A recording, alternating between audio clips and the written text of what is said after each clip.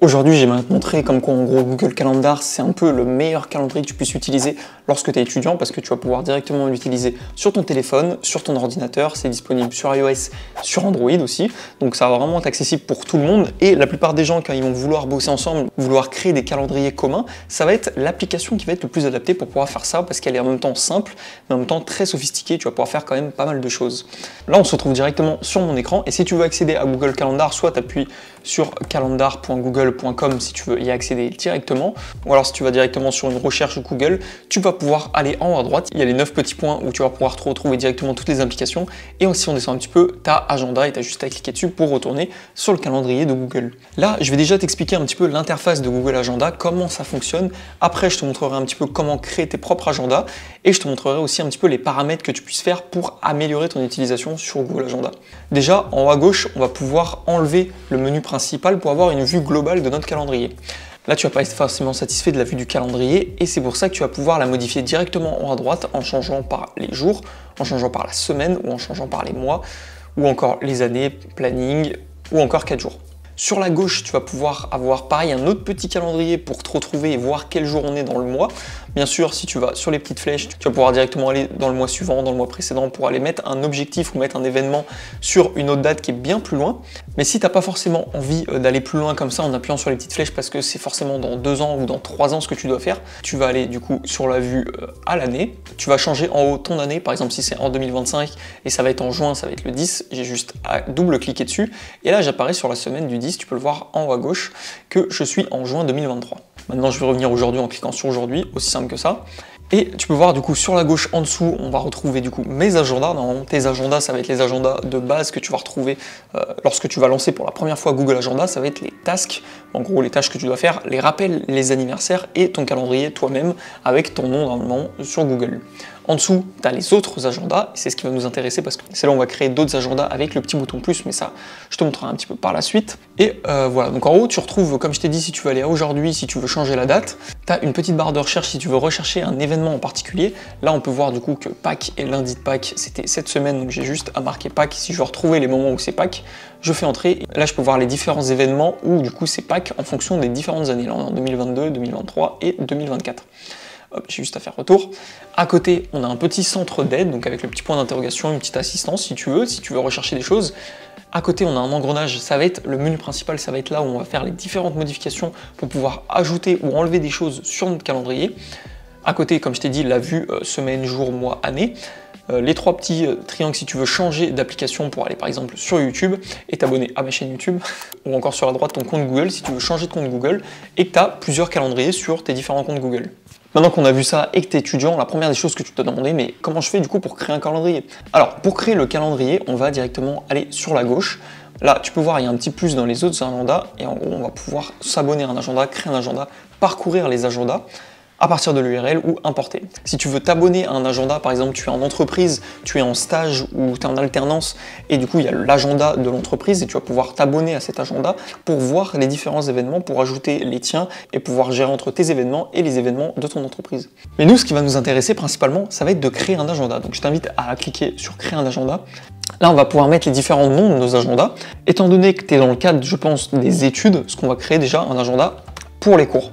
Après, tu mets ce que tu veux comme description. Moi, ça va être du coup l'heure de Paris parce qu'on est en France. Créer l'agenda. Nickel.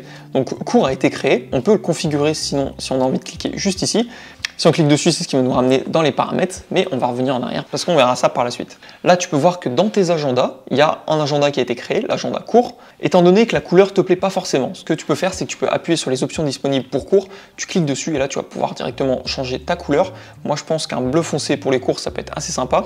Hop, je vais décocher rappel, task, anniversaire et le mien parce qu'en fait, c'est pas ce qui va nous intéresser. Si on veut bien organiser son agenda, il va falloir avoir plusieurs agendas pour pouvoir différencier et bien trier ses tâches. Une fois que tu as créé tes cours, par exemple, tu vas peut-être vouloir créer un autre agenda pour le sport.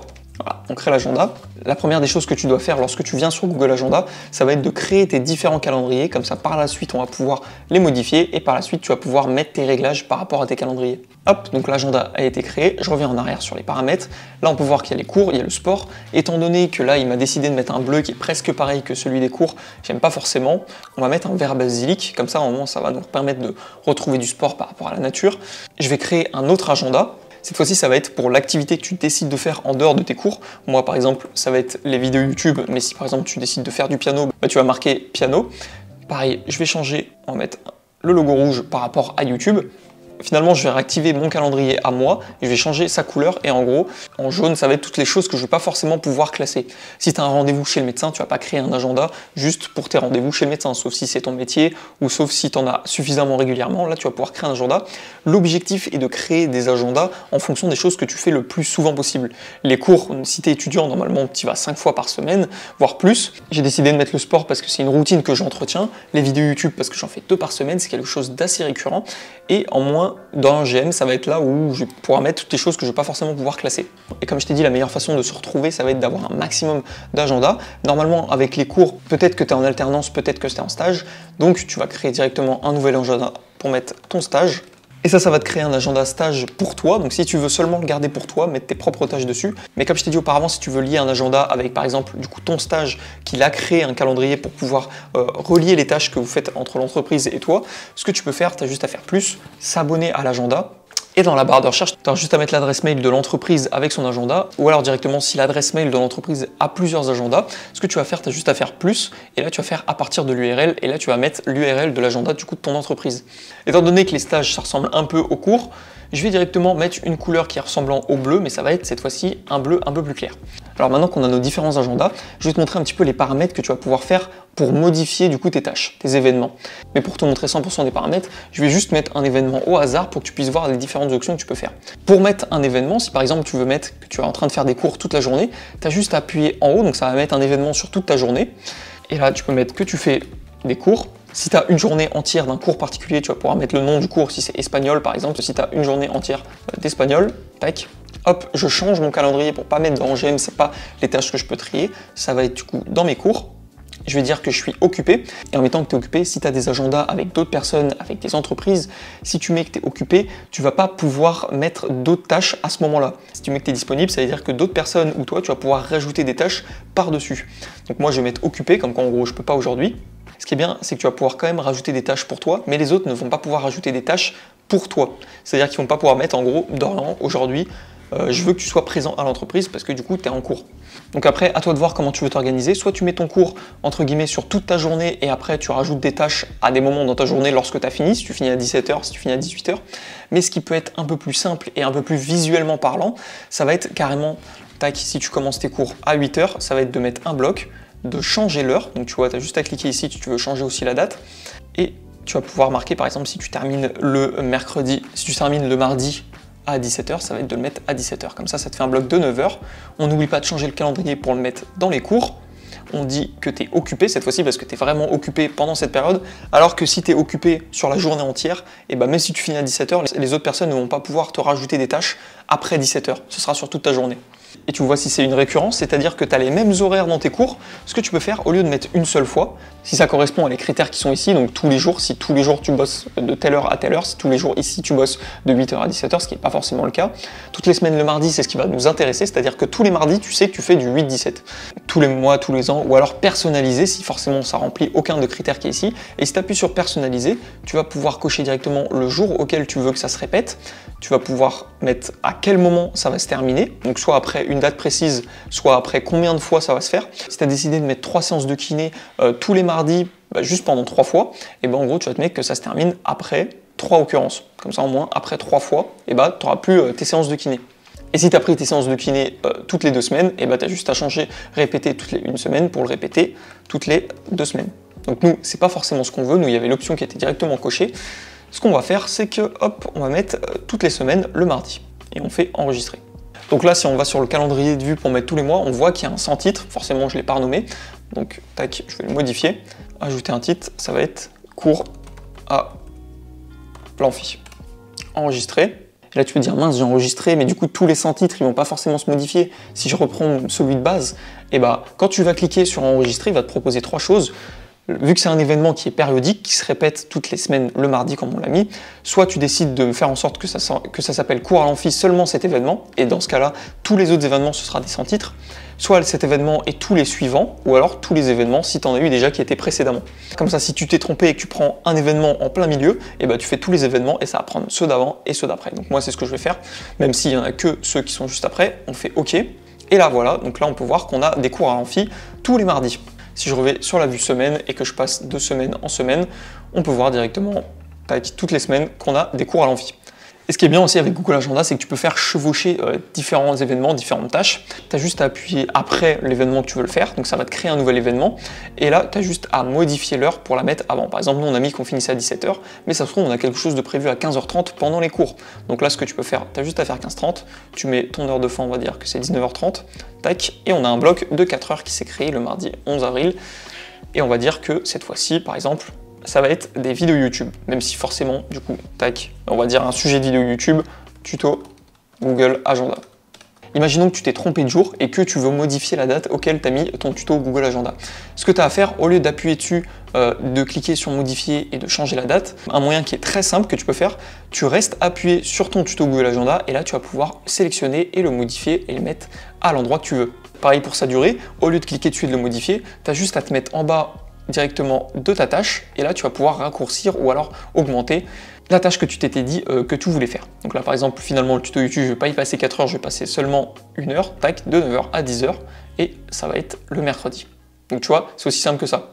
Et bien sûr, vu qu'on a laissé cocher les cours, le sport, le stage, mon agenda personnel, les vidéos YouTube, si je décoche, et ben ça va enlever du coup toutes les choses qui sont mises à l'écran pour te focaliser sur une seule chose. Si tu veux voir vraiment que les cours que tu as sur ta semaine, ce que tu fais, c'est juste à tout décocher et au moins tu gardes seulement tes cours et tu vois dans ta semaine à quel moment tu vas avoir cours.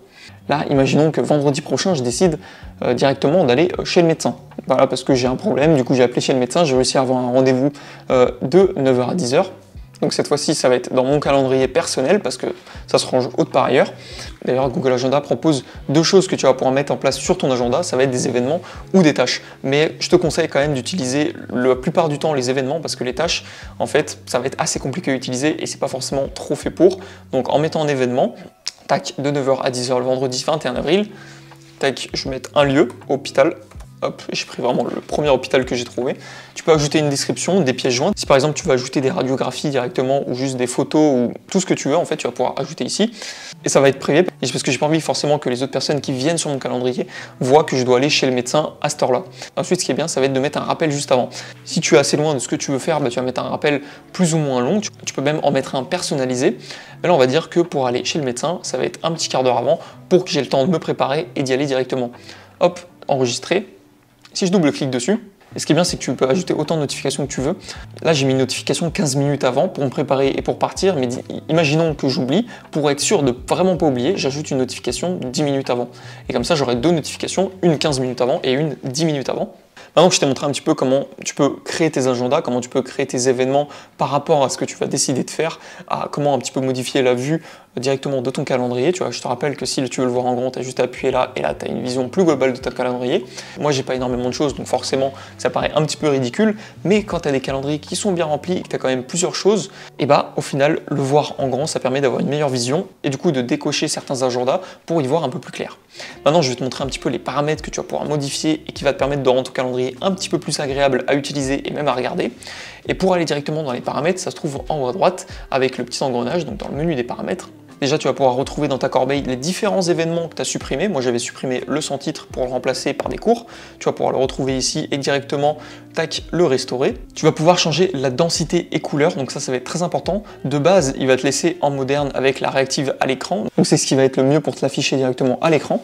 Mais tu peux bien sûr le modifier en mettant classique avec texte en noir et blanc si tu veux un format qui est un petit peu plus classique, un petit peu plus basique. C'est vrai que le format moderne est un peu plus selon moi lisible et réactive à l'écran ou alors compact si tu veux faire en sorte que ça prenne plus ou moins de place. Comme ça, réactive à l'écran, ça va adapter la case des heures avec ton écran. Et tu peux essayer de mettre compact pour essayer d'avoir un maximum d'heures affichées sur ton écran. C'est vrai que, tac, le réactive à l'écran, il est plutôt pas mal. Maintenant qu'on a vu ça, tu peux aussi imprimer ton calendrier. Voilà, il y a des gens qui peuvent imprimer leur calendrier s'ils ont envie. Après, ça servira pas forcément à grand chose parce que tu vas pouvoir le retrouver sur ton téléphone. Tu vas pouvoir télécharger des modules complémentaires. Donc ça va être autre chose. Tu vas pouvoir retrouver différents modules créés par la communauté pour pouvoir améliorer un petit peu ton calendrier. Mais nous, on va rester sur les fonctions vraiment classiques de Google Agenda. Maintenant qu'on a vu tout ça, on va se rendre du coup finalement dans les paramètres. Une fois que tu arrives dans les paramètres, déjà, tu as pas mal de choses sur la gauche, tu as pas mal de choses au milieu de ton écran. Tu décides quel format horaire tu as envie de mettre, si tu préfères en mettant PM et AM pour dire le matin et l'après-midi, ou si tu veux mettre l'heure complète sur 24 heures comme moi je le fais. Donc moi je le laisse comme ça. Tu peux afficher un fuseau horaire secondaire, ça va être très intéressant si tu travailles avec des personnes qui ne sont pas forcément en France, qui sont avec des autres heures de décalage, en Russie ou encore en Amérique ou juste au Royaume-Uni, au Portugal. Parce qu'en fait, au lieu d'essayer de faire des calculs pour savoir quand c'est que la personne va recevoir la notification de ta tâche, de ton événement, et bah tu auras directement l'heure sur la gauche qui va être affichée, donc ton heure à toi là il est 16h46, et peut-être si tu as une heure de décalage pour les autres, ça va être 15h46, c'est assez simple. Mais si tu as des gros creux de décalage, c'est vrai que ça va être assez compliqué de le calculer dans ta tête, là ce sera affiché directement. Donc mon heure principale, ça va être l'heure de Paris, donc je vais mettre tac, Paris, et si je me décide de mettre un fuseau horaire secondaire, comme par exemple New York, je vais mettre NY pour New York, là ça c'est directement enregistré. Si on retourne en arrière dans les paramètres, tu peux voir du coup sur la gauche de ton calendrier qu'on aura les heures de Paris et les heures de New York. Comme ça, si tu travailles avec des personnes qui bossent à New York, tu sais que toi, quand tu vas faire une tâche à 15 h, pour eux, il sera seulement 9 h du matin. Tu peux afficher aussi l'horloge mondiale si tu as envie. Tac, ça va te le faire apparaître directement sur la gauche. Tu vas avec le petit soleil pour dire qu'il te fasse jour, ou alors la petite lune pour dire qu'il fasse nuit. Donc voilà, ça te permet de t'ajouter une heure en plus. Tu peux en ajouter bien sûr autant que tu veux des fuseaux horaires. Et ce qui est bien, si tu veux gagner du temps, ça va être de définir la durée par défaut de tes événements. Tu sais que la plupart du temps, et même sur ton organisation, tu préfères avoir des petits événements de 30 minutes, de 15 minutes, de 20 minutes, de 60 minutes. Tu vas pouvoir le régler directement ici pour changer directement l'heure à laquelle elle va s'afficher. Donc moi, 60 minutes, c'est celui de base, ça te prend un petit créneau d'une heure dans ta journée. Et ce qui est bien, c'est que tu vas pouvoir aussi autoriser les personnes à pouvoir modifier tes événements. Comme ça, toi, tu vas pouvoir modifier leur événement. Eux, ils vont pouvoir modifier tes événements s'ils veulent te rajouter à des conversations, si tu veux te rajouter à des meetings. Pour que tu puisses avoir une meilleure vision un petit peu de ton calendrier, on a vu que ça commençait par dimanche, ce qui n'est pas forcément habituel pour tout le monde. Donc ce que tu peux faire, tu as juste à changer le premier jour de la semaine pour mettre directement le lundi. Comme ça, ensuite, à la fin, tu auras le samedi, dimanche. Et disons que le week-end, tu veux vraiment être tranquille, que tu veux pas mettre de tâches dans tes événements, tu veux juste garder les week-ends pour toi et juste garder la semaine pour mettre les différents événements, que ce soit par rapport à tes cours, à ton sport. Tu peux décider d'afficher ou non les week-ends et on peut voir que ça va afficher seulement du lundi au vendredi. Après, c'est vrai que ne pas afficher le week-end, c'est un peu dommage, surtout quand tu peux mettre des agendas en par rapport à des activités personnelles comme le sport. Maintenant, si on va un petit peu plus dans les paramètres d'un agenda en particulier, tu vas pouvoir voir qu'on va pouvoir modifier le fuseau horaire, qu'on va pouvoir exporter l'agenda du coup pour le passer à d'autres personnes que tu as envie. Et c'est ici que tu vas pouvoir du coup partager le lien de ton calendrier avec les différentes personnes auxquelles que tu veux qu'ils puissent directement interagir et venir sur ton calendrier. Juste en dessous, tu vas pouvoir directement ajouter des personnes et des groupes avec leur adresse mail pour pouvoir les ajouter sur ton calendrier. Et là, ce qui va être très important, ça va être de recevoir les notifications lorsque tu vas mettre un événement.